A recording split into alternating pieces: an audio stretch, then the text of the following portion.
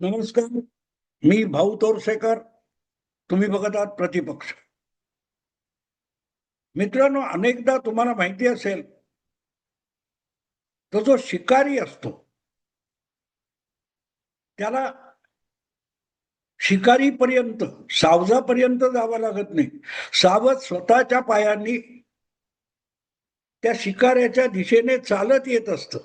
अशा वेळेला फक्त दबा धरून बसलं, आपल्या हातापायाचा आवाज किंवा इव्हन आपल्या श्वासोच्छवासाचा आवाज सुद्धा ज्याची शिकार करायची आहे त्याला येऊ नये एवढी काळजी घ्यायची असते. सावध आपल्या पायाने चालत येतं. शिकारी सावध असला पाहिजे आणि चतुर असला पाहिजे. हे जे आता झुरळांचं आंदोलन जे काय झालं, वांगचूक आणि कोंडो, अभिजित दिपके हे या शिकारीतलं सावध आहेत. 18 तारीखला अचानक त्या दीर्घकाळ उपोषण करणाऱ्या सोनम वांगचुकला पोलिसांनी उचललं आणि कोर्टात नेऊन ऍडमिट करून टाकलं. आता थैथय पाय आपटत बसलेत. तुमच्याकडे एवढी संघटना नाहीये. आंदोलन ही एवढी गंमत नसते मित्रांनो. आंदोलन ही गंमत नसते. त्याचा संपूर्ण आराखडा तयार असावा लागतो की आंदोलनाची सुरुवात कशी होईल, त्यासाठी गर्दी कशी जमेल, लोकांचा पाठिंबा आणि सहानुभूती कशी मिळेल, यासाठी संपूर्ण योजनाबद्ध रीतीने काम करावं लागतं. आणि जी जी गर्दी जमेल ती कशी चतुराईने हाताळायची की त्यामुळे शासकीय व्यवस्थेवर एक मानसिक आणि राजकीय दबाव निर्माण होईल. असं कुठलंही काही नसताना सोशल मीडियामध्ये मी एक व्हिडिओ टाकला आणि त्याला काय 2 लाख आणि 4 लाख व्ह्यूज आले. म्हणून मी जी भूमिका त्या व्हिडिओमधून मांडली आहे, त्यामुळे या देशात क्रांती वगैरे होण्याची बिलकुल शक्यता नाही. आणि देशातला सोडा, मी राहतो त्या गल्लीत सुद्धा इकडचं पान तिकडे होणार नाहीये. कारण सोशल मीडिया, डिजिटल मीडिया हे काल्पनिक जग आहे. आपण समोर ज्याला बघत नाही तो पण आपलं कौतुक करत असतो. ज्याने कौतुक केलं त्याचा चेहरा मला माहित नाहीये, पण तो माझं कौतुक करतो, वा वा वा भाऊ फार अप्रतिम. आणि त्यामुळे 2 लाख 3 लाख व्ह्यूज मिळाले म्हणजे तेवढे सगळे लोक माझ्या इशाऱ्यावर रस्त्यावर उतरून आंदोलन करतील अशा भ्रमात मी राहणार नाही. आणि म्हणूनच एक काहीतरी त्या अभिजित दिपकेने सरन्यायाधीशांच्या एका टिप्पणीवर एक पोस्ट टाकली आणि त्याला काय 3-4 कोटी लाईक्स मिळाले, म्हणजे तेवढे मेंबर झाले आणि आता ती कॉक्रोच जनता पार्टी तयार झाली. म्हणून तुम्ही कल्पनेतलं आंदोलन करायला गेलात तरी आंदोलन जमिनीवर नसेल तर सरकार आणि राजकारण त्याची दखल सुद्धा घेत नाही. दखल सुद्धा घेत नाही. ह्या कल्पनेतल्या गोष्टी आहेत. पण त्या कल्पनेतल्या गोष्टीला तुम्ही वास्तविक समजून जगायला लागाल तर तो भूताटकीसारखा प्रकार होतो. ज्यांना भूत बघायचं त्यांना ते दिसतं. त्यामुळे ते बघ ते आहे, ते बघ भिंतीवर चढतंय, ते पंख्याला लटकतंय, असा तो भ्रमिष्ठ माणूस म्हणू शकतो. आणि तीच अवस्था सगळ्या झुरळ आंदोलनाची झाली. कॉक्रोच जनता पार्टीचं जंतर मंतरवरचं आंदोलन ही एक भूताटकीचा प्रकार आहे, भ्रमिष्ठावस्था आहे. हे सरकार जाणत होतं, कारण सरकार हा व्यवहार असतो. सरकार भावनेच्या आहारी जात नाही. आणि मग या आंदोलनामध्ये जे जे कोण महान एकापेक्षा एक विद्वान कागदी आंदोलन करणारे आंदोलनजीवी उतरलेले होते, त्यांना मोदींनी उगाच आंदोलनजीवी म्हटलेलं नाही. आंदोलनजीवी याचा अर्थ काय? ढेकूण खटमल वगैरे जे असतात, मच्छर वगैरे, त्यांना स्वतःला जगण्यासाठी दुसऱ्याचं रक्त शोषण करावं लागतं. ते परोपजीवी. दुसऱ्याच्या कष्टावर आयता ताव मांडणारे म्हणजे परोपजीवी. कॉक्रोच आंदोलन, त्याच्यामध्ये घुसलेले सगळे चेहरे बघा, हे तुम्हाला आजवरच्या प्रत्येक आंदोलनात दिसले असतील. मग ते शाहीनबागचं आंदोलन असो, ते किसान आंदोलन असो, ते लोकपाल आंदोलन असो, प्रत्येक ठिकाणी ते चेहरे असतात आणि ये सरकार नाही चलेगी एवढंच बोलणं, एवढं त्यांची अक्कल असते. त्या पलीकडे त्यांना जग सरकार कसं चालतं हे सुद्धा माहिती नसतं. आणि त्यामुळे हे आंदोलन बारगळणार हे मी सुरुवातीपासून बोलत होतो. आणि याच नाही, 2-3 वर्षापूर्वी तुम्हाला आठवत असेल, ज्यावेळेला जरांगे पाटील यांनी मराठा आरक्षणाचं आंदोलन सुरू केलं आणि धुमाकूळ घातलेला होता. मीडियामधून ते आंदोलन इतकं जबरदस्त पेटलेलं होतं की कदाचित अख्खी पृथ्वी भूकंपामध्ये उद्ध्वस्त होऊन जाईल अशा स्वरूपाच्या मीडियामधल्या बातम्या रंगवल्या जात होत्या. काय झालं जरांगे पाटलांच्या उपोषण आणि आंदोलनाचं? आतापर्यंत मला वाटतं 5-6 वेळ तरी त्यांनी आंदोलन आणि उपोषण करून झाले. कुठपर्यंत गेला मराठा आरक्षणाचा विषय?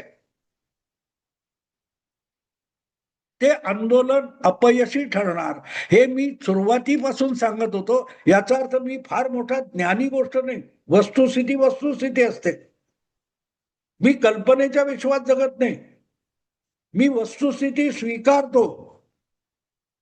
भले भाऊ जोरसेकरच्या एका व्हिडिओला 5 लाख व्ह्यूज मिळाले किंवा आणखीन काय 2 लाख लाईक्स मिळाले, याचा अर्थ ती सगळी लाईक करणारी वगैरे मंडळी आहेत, ही माझ्या इशाऱ्यावर रस्त्यावर येऊन आंदोलन करतील, मोर्चा काढतील, धरणं धरतील अशा भ्रमात मी वावरत नाही.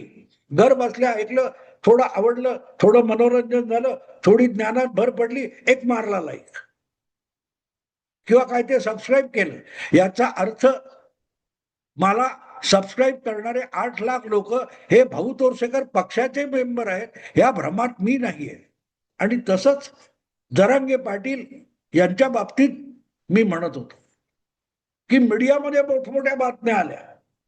2 दिवस काहीतरी खळबळ वाजवला मीडिया देतो बातम्या, पण 4-5 दिवसानंतर, आठवड्याभरानंतर जरांगे पाटील यांचा चेहरा स्क्रीनवर दिसला. लोक चॅनेल बदलतात. काय ते लावले, सदा मरे त्याला कोण रडे. आणि त्यामुळे मीडियामधून तुम्ही अस्तंगत झालात की तुमचं आंदोलन बोंबलतं. आणि हेच जरांगे पाटलांच्या बाबतीत होणार हे मला माहिती होतं. पण जरांगे पाटलांच्या पाठीशी निदान काही काही वेगवेगळ्या मराठा संस्था उभ्या होत्या. काही राजकीय हितसंबंधित लोक सुद्धा त्यांना मदत देत होते. तुम्हाला आठवतं ना, मुंबईच्या वाशीला जेव्हा मराठा मोर्चा आला, चला आता 2 लाख 2 कोटी मराठे येऊन काय ते मुंबईला धडकणार, आणि काय जे 2-3 लाख लोक महाराष्ट्राच्या कानाकोपऱ्यातून आले होते त्यांच्यासाठी लाखो भाकऱ्या वाशीच्या कृषी उत्पन्न बाजार समितीच्या आवारात आणून वाटल्या गेल्या होत्या. ही शक्ती त्यांच्या पाठीशी होती. असं दीपकेच्या पाठीशी काय होतं? काही नव्हतं. कुठचीही योजना नव्हती, कुठचीही तयारी नव्हती, हवेत सगळं सुरू केलं. आंदोलन हे एखाद्या लढाईसारखं असतं. पाकिस्तानने हल्ला केला पहलगाव मध्ये, आपल्या काय त्या 4 लोकांना 15 लोकांना मारले, आता यांना धडा शिकवला पाहिजे, चला छू असं म्हणून आपली सेना पाकिस्तानच्या हद्दीत घुसली नाही किंवा आपली क्षेपणास्त्र थडाथड सोडायला फटाके उडवण्यासारखी सुरुवात केली नाही. मध्ये 12 दिवस गेले. लक्षात ठेव, 12 दिवस गेले. का? त्याची तयारी करायला लागते की आपण ही कृती केल्यानंतर पाकिस्तानकडून काय उत्तर येईल. आपण क्षेपणास्त्र सोडली, आपली हवाई दलाची विमानं बॉम्ब टाकायला गेली आणि पाकिस्तानने उलटी पाठवली, तर आपण काय करणार? या सगळ्या पुढच्या घटनांचा विचार करून युद्धाची योजना आखावी लागते, ज्याला एस्कॅलेशन लेडर म्हणतात. याचा अर्थ असतो शिडी. आपण शिडीचा एक पायदान चढलो आणि पाकिस्तानने ते आवरलं आणि आणखीन एक पायरी वर चढला, तर आपली पुढली पायरी काय असेल, आपलं पुढलं पाऊल काय असेल, या सगळ्याचा विचार करून युद्धाची तयारी करावी लागते. त्याला एस्कॅलेशन लेडर म्हणतात. का आपलं असो त्यांचं असो, दोघांचंही भयंकर नुकसान होऊ शकतं आणि आपण किती नुकसान सोसून टिकून राहू शकतो याचाही विचार युद्ध करणाऱ्यांना करावा लागतो. एक अग्रलेख ठोकला, एक बातमी ठोकली, एक रेकॉर्ड केलं किंवा एक व्हिडिओ टाकला, अशा रीतीने युद्ध होत नसतात आणि आंदोलनं सुद्धा होत नसतात. त्याच्या दूरगामी आणि नजीकच्या परिणामांचा विचार करून आणि पलीकडून काय प्रतिसाद येईल त्याचा परफेक्ट अंदाज बांधून आंदोलनासाठी पाऊल उचलावं लागतं. त्याचा मागमूस इथे नव्हता. दिपके आला, बोस्टनहून कुठे अमेरिकेतून आला आणि विमानतळावर आंबेडकरांचा, बाबासाहेबांचा फोटो आणि पुस्तक घेऊन बाहेर पडला. अशा रीतीने आंदोलन होतात, अशा रीतीने आंदोलन होतात. त्याला उचलला पोलिसांनी आणि जंतर मंतरला आणला. तिथे 50 माणसं नाहीत. मग ते आलं मुंबईत. पुण्यामध्ये 3-4 ठिकाणी आपली गर्दी जमवली. नेहमीचे यशस्वी कलावंत सरोदे, चौधरी वगैरे मंडळी तिथे होती. ते पांगलं, पुढे काय नाही. सगळं आणि त्याच्यामध्ये कारण नसताना तो सोनम वांगचुक याने उडी घेतली. हे मी का सांगतोय लक्षात घ्या मित्र. या सगळ्या विषयाची सोनम वांगचुकचा काहीही संबंध नाही. जितका केजरीवालच्या इंडिया अगेन्स्ट करप्शन आणि अण्णा हजारे यांचा थेट काहीही संबंध नव्हता. पण वयस्क गांधीवादी असा जो काय औरा आहे अण्णांचा, त्याचा वापर करण्यासाठी केजरीवालने यांना तिकडे नेलं आणि बसवलं बळीचा बकरा म्हणून. अण्णाही हौशी, कॅमेरा समोर आला, अण्णा चढले काय त्या बळीच्या बकरा व्हायला. सोनम वांगचुकला हे सगळं करायची गरज नव्हती, पण फसगत दिपकेची आणि सोनम वांगचुकची कुठे झाली हे सुद्धा समजून घेतलं पाहिजे. आणि त्यालाच मी अमित शहा यांचं मायाजाल म्हणतो. शिकाऱ्यांनी सापळा लावला आणि त्यात सावध येऊन अडकावं, तसे सोनम वांगचुक आणि अभिजित दिपके सरकारच्या म्हणजे अमित शहाच्या सापळ्यामध्ये येऊन आपल्या पायाने येऊन अडकले. तुम्हाला आठवतं ज्यावेळेला हे कॉक्रोच जनता पार्टी दिपके काय तो दिल्लीला आला वगैरे वगैरे, पुण्या विद्यापीठा वगैरे सगळ्या बातम्या होत्या, त्यावेळेला आणखीन एक बातमी जोरात चालू होती. 2/3 बहुमत लोकसभेतलं, त्याच्यासाठी वेगवेगळ्या पक्षांची फाटाफूट आणि आणखीन एक बातमी त्याला जोडून होती. ती होती केंद्रीय मंत्रिमंडळाची फेररचना. आठवतं ना? आणि मग केंद्रीय मंत्रिमंडळाची फेररचना होणार, त्याच्यात काय काय होणार? धर्मेंद्र प्रधानला काढणार, गडकरीला काढणार, विनोद तावडेना आणणार, आणखी ह्याला आणणार, त्याला आणणार, तृणमूल काँग्रेसमधून जे कोण आले त्यातल्या एखाद्याला करणार. या चर्चा 8-10 दिवस चालू होत्या, ज्या वेळेला जंतर मंतर आंदोलन सुरू झालं होतं. आणि इतकं छाती ठोकपणे सांगत होते धर्मेंद्र प्रधानला तर वगळणारच, गडकरी पण जाण्याची शक्यता आहे, तावडे येऊ शकतात, आणखीन इकडचा तो येऊ शकतो, तिकडचा तो येऊ शकतो. या प्रकारे अख्खं मंत्रिमंडळ मीडियामधून तयार केलेलं होतं. झालं, मंत्रिमंडळात फेरबदल झाला. मी बोलतोय आणि उद्यापासून लोकसभेचं पावसाळी अधिवेशन सुरू होतंय, पण कुठलाही फेरबदल केंद्रीय मंत्रिमंडळात झाला नाही. पण या गोष्टीने वांगचुक आणि दिपके नेमके नको तिथे फसले. कसे फसले मित्रांनो?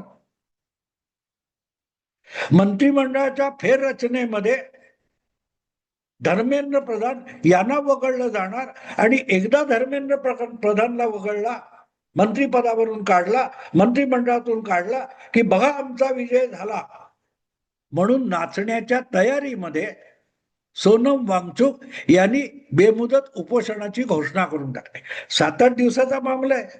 आणखीन 4-5 दिवसामध्ये पंतप्रधान आपलं मंत्रिमंडळात फेरबदल करणार आणि त्यामध्ये धर्मेंद्र प्रधान खात्रीपूर्वक बदलला जाणार.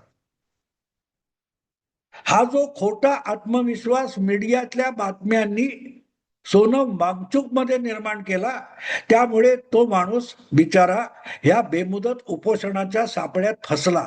तो सापळा त्यांनीच लावलेला होता, अमित शहानी लावला वगैरे नाही. पण बातम्या अशा पद्धतीत आल्या त्यामध्ये मात्र भाजप किंवा भाजपचे चाणक्य नाहीत असं मी बिलकुल मानणार नाही. पावसाळी अधिवेशनापूर्वी मंत्रिमंडळात बदल होणार आणि त्याच्यात कुठले कुठले चेहरे येणार हे छाती ठोकपणे सांगणारे पत्रकार हे कुठल्या ना कुठल्या राजकीय पक्षाचं बीट सांभाळणारे आहेत, त्या त्या पक्षाच्या नेत्यांबरोबर गट्टी करणारे आहेत. त्यामुळे त्यांनी बातमी दिली, भाजपचं बीट सांभाळणाऱ्या पत्रकाराकडून बातमी आली की धर्मेंद्र प्रधान वगळणार, म्हणजे धर्मेंद्र प्रधान जाणार. आणि मग धर्मेंद्र प्रधान हा आपल्या उपोषणामुळे आपल्या आंदोलनामुळे गेला मंत्रिमंडळातून, याचं क्रेडिट घेऊन हे आंदोलन गुंडाळायचं आणि स्वतःला विजयी घोषित करायचं हे उद्दिष्ट ठरवून दिपके आणि सोनम वांगचुक या जंतर मंतरच्या तंत्रामध्ये फसले. आपल्या पायानी चालत आले.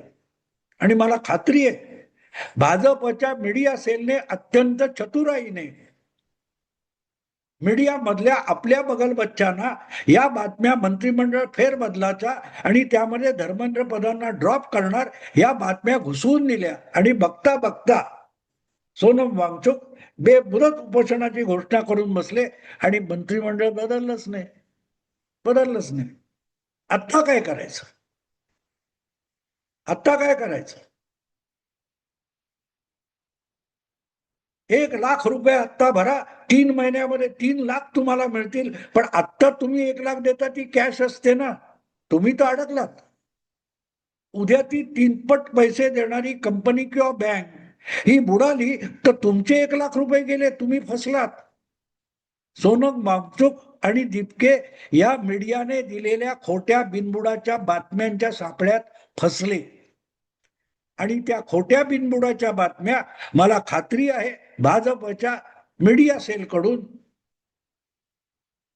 मीडियामध्ये घुसवण्यात आल्या. आपल्या पायानी ही मंडळी चालत चालत चालत अमित शहाच्या आणि सरकारच्या सापळ्यात येऊन अशी अडकली की आता आपला पाय सोडवायचा कसा? आहे की नाही मित्रांनो? राजकारण म्हणजे इतकी गंमत नसते. कुठचंही आंदोलन असो, कुठचीही लढाई असो, ऑपरेशन सिंदूर म्हणून 2 दिवसात 6-7 तासाच्या आत पाकिस्तानला असं चेपलं की पाकिस्तान कमजोर होऊन पडलेला आहे, निकम्मा होऊन पडलाय.